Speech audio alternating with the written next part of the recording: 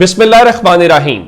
लाखों करोड़ों दुरूदो सलाम मोहम्मद मुस्तफ़ा सल्लल्लाहु अलैहि वसल्लम और आले मोहम्मद पर मैं हूं उमर दराज गोंदल। एक लतीफ़ा कह लीजिए, मज़ाहिया बात कह लीजिए। चूंकि सर्दी का आगाज़ हो रहा है, बारिश हो रही है, कहते हैं दो चीज़ें जितनी महसूस की जाए वो ज़रा ज़्यादा लगती हैं, एक सर्दी और एक बेइज्जती। वो आप जितना महसूस करें उतनी ज़्यादा होती है। लेकिन इस्लामाबाद में आज एक इंतहाई कदम, उसको कह लीजिए, एक ऐसा काम हुआ कि अगर उसको कहा जाए तो ये बेइज्जती है, जिसको सादा लफ्जों में अंग्रेजी जबान में इंसल्ट कहते हैं। वो है, हुआ क्या, आज सुप्रीम कोर्ट से एक एलामिया जारी होता है और एक तस्वीर सामने आती है और हमारे सामने पता चलता है कि जनाब डेनमार्क के एक जज आए हुए हैं और वो जो जज साहब हैं वो आज सुप्रीम कोर्ट ऑफ पाकिस्तान के अंदर जो है हमारे मुख्तलिफ जज साहिबान से मिले और उनका नाम जो था वो जस्टिस मोहम्मद एहसन था और वो वहां की सुप्रीम कोर्ट के जज हैं। और उस तस्वीर के अंदर हमने ये देखा कि सुप्रीम कोर्ट ऑफ पाकिस्तान से मिले, बिल्कुल दरमियान में याया आफरीदी साहब जो चीफ है वो मौजूद थे और उनकी राइट साइड पे वो जस्टिस मोहम्मद एहसन थे और उनकी लेफ्ट साइड के ऊपर हमने देखा कि वहां पे जस्टिस मुनीब अख्तर साहब मौजूद थे।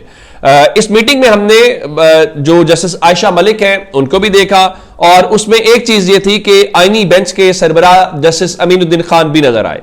अच्छा, एक प्रेजेंस हमने देखी कि दो जजेस इस फोटो के अंदर मौजूद नहीं थे। एक सुप्रीम कोर्ट के सीनियर प्यूने जज जस्टिस मंसूर अली शाह और दूसरा जस्टिस अतर मीनल्ला। अच्छा, ये जो डेनमार्क के जज जस्टिस मोहम्मद एहसन साहब हैं, ये सुप्रीम कोर्ट बार एसोसिएशन से भी मिले और जो तस्वीर वहां से सामने आई तो पता चला कि डेनमार्क के जज कह रहे हैं कि वो पाकिस्तान के निजाम इंसाफ को देखकर बहुत खुश हुए हैं।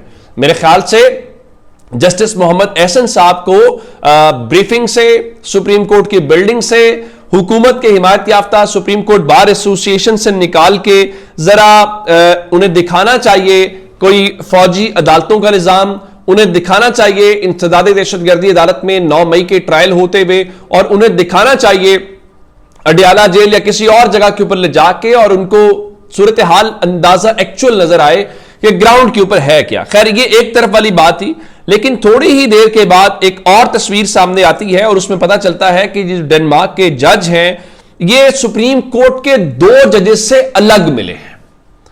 यानी जिन 2 जजेस की मैं आपसे बात कर रहा था कि उस तस्वीर में मिसिंग थे, एक सीनियर प्यूने जज जस्टिस मंसूर अली शाह और दूसरे जस्टिस अतर मीनल्ला। तो सवाल तो उस वक्त भी पैदा हुआ कि ये दोनों जज क्यों नहीं मिले या उस निशिस्त में क्यों नहीं थे जहां पे सुप्रीम कोर्ट के बाकी जजेस थे। तो इतलात ये आई कि डेनमार्क के जज ने इन दोनों जजेस से अलग मुलाकात की है और इन्होंने ये जज जस्टिस मंसूर अली शाह साहब के चैम्बर में की। तस्वीर सामने आई तो मुझे खैर जस्टिस मंसूर शाह साहब का चैम्बर देख के बड़ा अच्छा लगा कि उन्होंने चैम्बर बड़ा मेंटेन किया हुआ है। अब मुझे नहीं मालूम कि सुप्रीम कोर्ट के पैसों से हुआ या उन्होंने अपनी जेब से किया, लेकिन बहरहाल चैम्बर उनका खासा खूबसूरत, उसका कलर ग्रीन जो है वो बड़ा ग्रीन कौन सा है, मैं इतना रंगों के ऊपर उबूर नहीं रखता। तो खैर ये सारी बातें अपनी जगह के ऊपर थी, लेकिन याया अफरीदी साहब के लिए यह बेइज्जती या इंसल्ट क्यों है? इसलिए कि जब बाहर से एक जज आया उस दौरान आपकी अदालत के 2 कॉम्पिटेंट जजेस, आप जस्टिस मंसूर और जस्टिस अतर की कॉम्पिटेंस के ऊपर सवाल नहीं उठा सकते जिस तरह से जस्टिस मुनीब और जस्टिस आयशा मलिक साहिबा के ऊपर सवाल नहीं उठाया जा सकता कि ये कॉम्पिटेंट जज। और फिर एक और बात, अगर ये 2 जजेस नहीं मिले तो फिर एक सवाल यह भी है कि जो जस्टिस एहसन साहब वहां से डेनमार्क की सुप्रीम कोर्ट से आए वो आईनी बेंच के सरबराह जस्टिस अमीनुद्दीन खान से अलग क्यों नहीं मिले, जो इंसानी तारीख के सबसे बेहतरीन जज तस्वुर किए जा रहे हैं, क्योंकि उनको गवर्नमेंट ने ये अहम जिम्मेदारी दी। अच्छा, इन खबरों के बीच में आज एक खबर मैंने आपको पेशावर हाई कोर्ट से दी थी, जहां पे पेशावर हाई कोर्ट के चीफ जस्टिस और लोअर कोर्ट्स के जजेस ने आज वहां पे हड़ताल की हुई थी और फिर कामरान साहब की खबर के मुताबिक ये चीफ जस्टिस अतीक शाह की कॉल के ऊपर हड़ताल थी। तो हमारा निजाम इंसाफ तो यह था, लेकिन आज इस निजाम इंसाफ के बीच में एक खबर हमारे हमसाये मुल्क से भी आई। सिर्फ पाकिस्तान में नहीं, लगता है इंडिया में लगे कोई 26वीं 27वीं तरमीम भी नहीं आई, उसके बावजूद जो है आज जो भारतीय सुप्रीम कोर्ट के चीफ जस्टिस हैं BR गोई, उनको एक वकील ने जूता दे मारा। अब वो जूता क्यों मारा?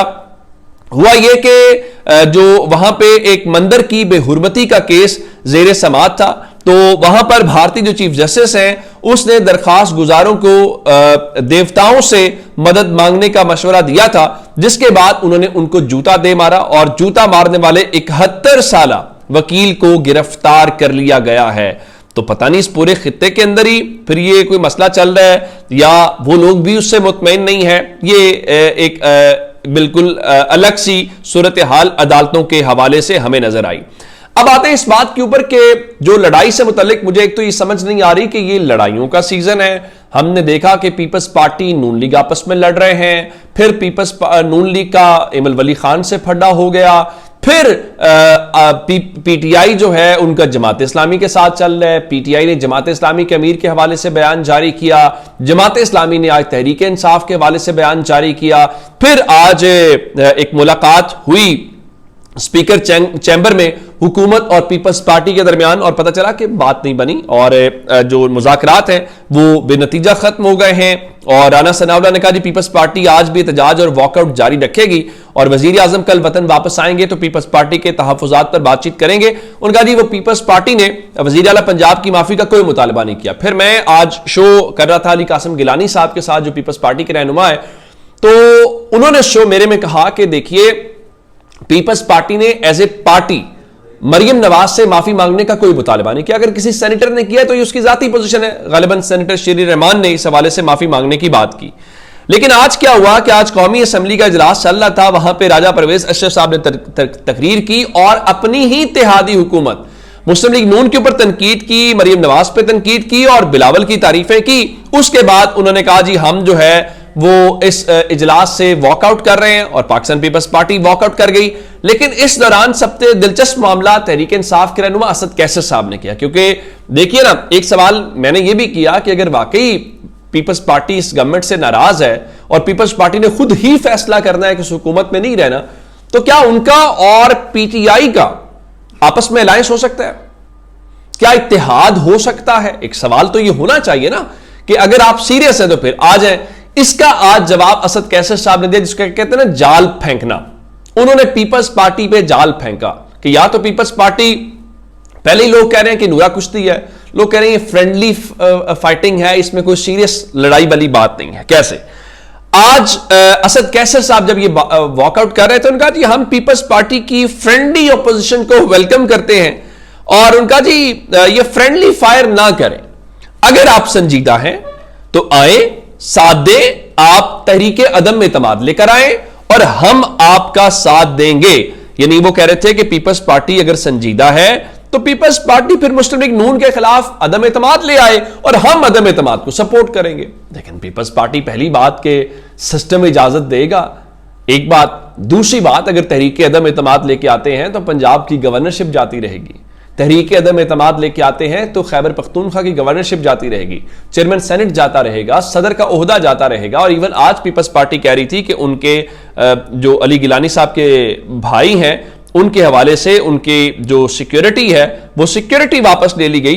तो ऐसा हो नहीं सकता, तो बड़ा मुश्किल काम जो उनके हवाले से है वो नजर आ रहा है। और पीपल्स पार्टी मुस्लिम लीग नून इकट्ठे ही रहेंगे क्योंकि आप ये जरा कर नहीं सकते। लेकिन तहरीक इंसाफ ने ये काम करके जरा अच्छे तरीके से उनको एक मौका जरूर दिया है, अपने वोटर को, अपने सपोर्टर को उनको मौका दिया। और रही बात तहरीक इंसाफ की, तो तहरीक इंसाफ के हवाले से जनाब उनका 27 सितंबर का जलसा और फिर सेनेट की जो शिबली फराज वाली सीट है, दो खबरें उसके मुतालिक हैं।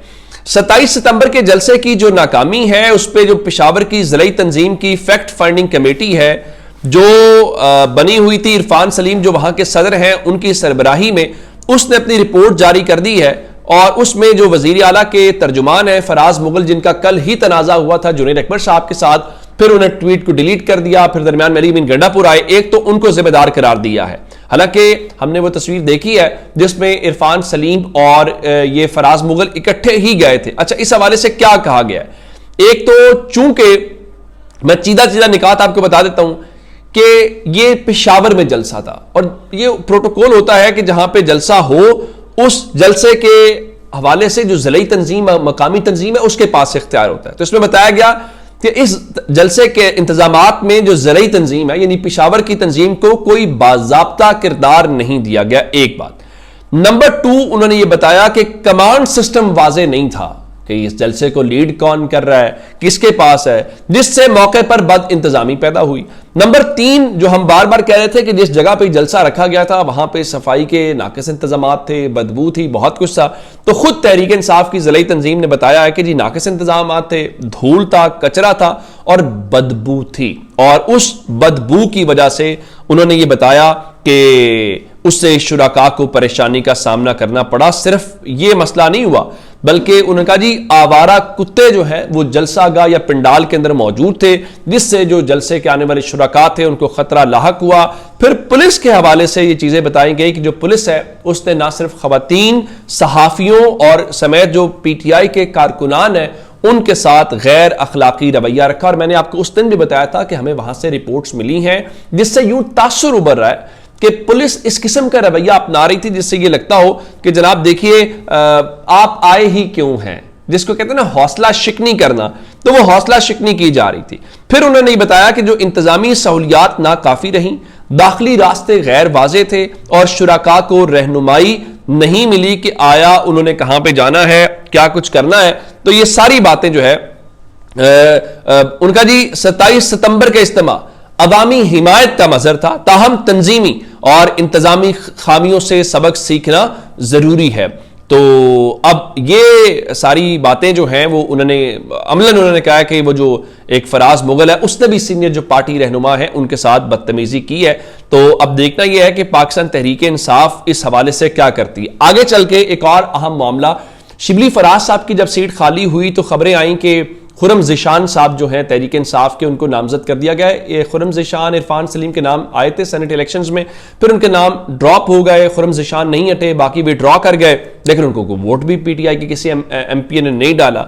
तो अब खबरें आ रही थी कि क्या इरफान सलीम को दिया जाएगा टिकट या खुरम ज़िशान को। तो इरफान सलीम ने खुद ट्वीट करके बताया कि खैबर पख्तूनख्वा की सूबाई तंजीम और इमरान खान का फैसला चूंकि खुरम ज़िशान है तो मेरे उम्मीदवार वही हैं। तो अब खबरें आई कि शायद कोई और नाम लाया जा रहा है और इमरान खान से मुलाकात करके उनको कन्विंस किया जा रहा है, जैसा कि आज मुलाकात हुई।